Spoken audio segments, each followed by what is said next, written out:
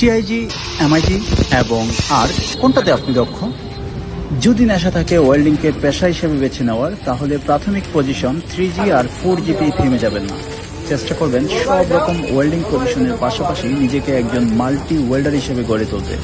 একজন multi welder হতে চাইলে আপনাকে অবশ্যই টিআইজি, এমআইজি এবং কি আর্ক ওয়েল্ডিং এর উপর দক্ষতা অর্জন করতেই হবে। সেই সাথে ভিন্ন ভিন্ন ম্যাটেরিয়াল যেমন stainless steel, carbon still, alloy still, copper, duplex, super duplex সহ ইনকোনালের উপর সার্টিফিকেট থাকা জরুরি। সবার ভাগ্যে যদিও সব রকমের ম্যাটেরিয়ালের সাক্ষাৎ পাওয়া সম্ভব হয় না, তারপরও অন্তত 2-3টে ম্যাটেরিয়ালের উপর সার্টিফিকেট থাকা জরুরি। একটা কথা মনে রাখবেন, পুরো পৃথিবীতে একজন মাল্টি ওয়েল্ডারের দাপট এবং কি চাহিদা অনেক বেশি। সিঙ্গাপুরে একজন দক্ষ ওয়েল্ডারের বেতন মোটামুটি একজন সুপারভাইজারের বেতনের সমপরিমাণ, এবং কি আজকাল বাংলাদেশেও একজন ওয়েল্ডারের প্রতি মাসে 50 থেকে 1 লক্ষ টাকা বেতন হয়ে থাকে। বাংলাদেশের তিতাস গ্যাসের অধীনে কাজ করা একজন এ গ্রেডের ওয়েল্ডার 1 লক্ষ টাকারও বেশি বেতন পেয়ে থাকেন, তা হয়তো আপনারা অনেকেই জানেন না।